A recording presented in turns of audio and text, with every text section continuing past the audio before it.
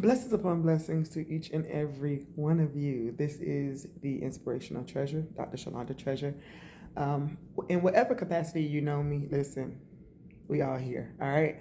I have a short message and I hope that it reaches you in the right place, like in the place of I'm growing, right? I really do want to walk this path, and so I am doing my best. But sometimes I need a little bit of help, that's all. And I'm here not because I am somehow achieved or reached that place, but because I'm on a journey just like you, right?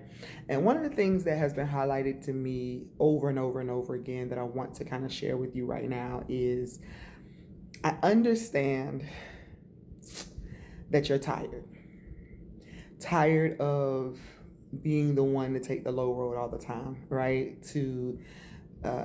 Because your heart is so big and you're so open and you've gone through all these relationships and you feel like, oh my God, it's been awful. People don't treat me right. I do all this for everybody else and nobody does nothing for me.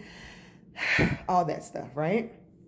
So when it comes time for you to finally start awakening and opening yourself up and learning, you want to do all you can to kind of buffer yourself. And so you use all of the scriptures and the passages that talk about protecting yourself, guarding yourself, and all these different things. And you may even tip back over into the old covenant and say, hey, eye for an eye, right?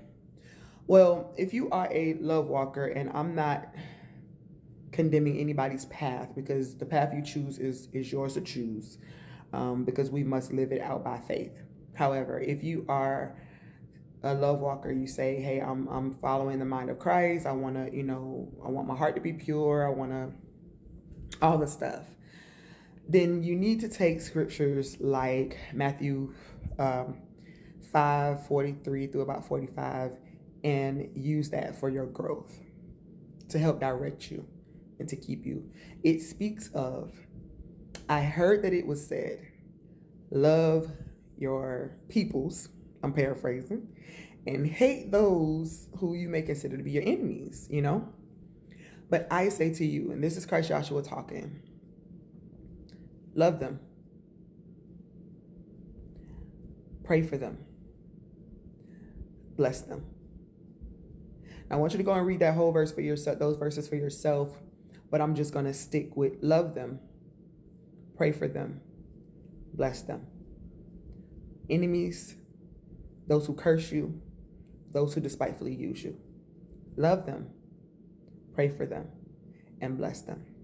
Now, for those of you who are saying, but I already did all that, and why I gotta always be the one, let me just give you this. It tells us that blessed are the peacemakers, for they shall be called the sons of God. There are other verses that say, hey, and they shall know you by your fruit. Love your peoples. Love is your fruit. When it comes to all of that, I think people are kind of like, yeah, I get it, but well, let me offer you this other piece. What we sow, we have to eat of, right?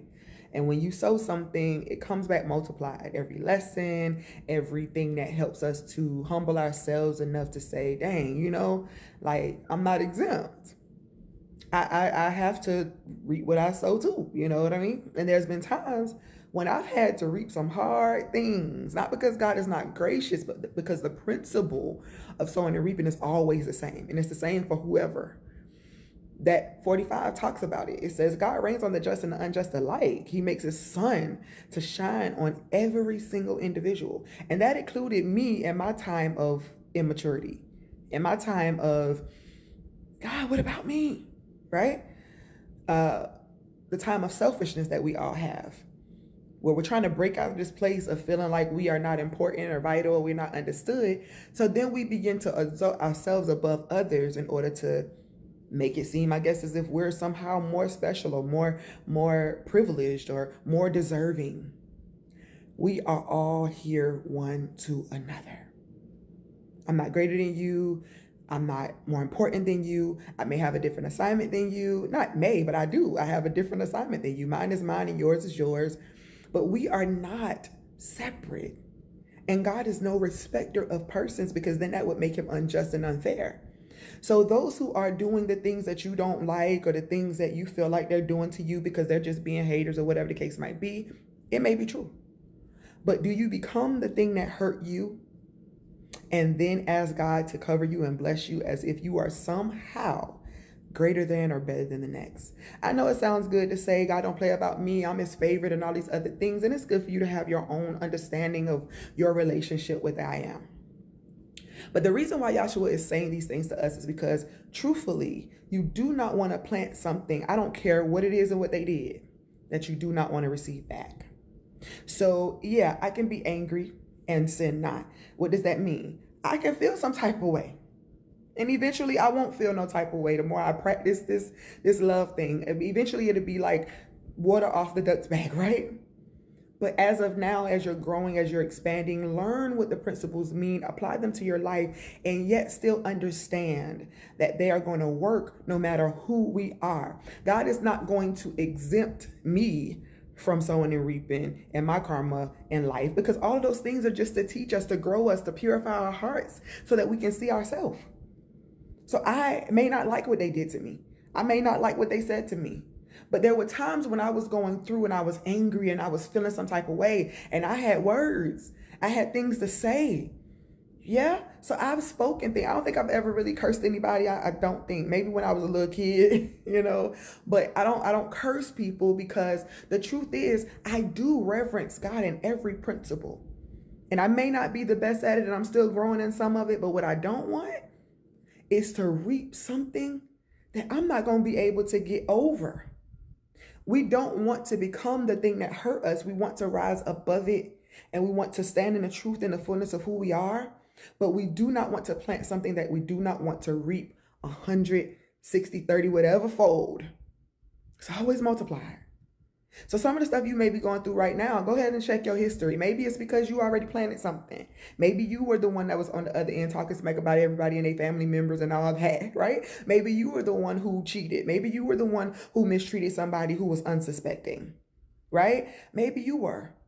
Maybe you did curse somebody else. Maybe you did speak against them. And maybe you're at this place where God is saying, okay, this is the season you're going through, but I need you to maintain the heart of the love awakened within you. Me awakened within you, says God, so that you cannot sow those same seeds and have to repeat these patterns over and over again. You cannot speak for them.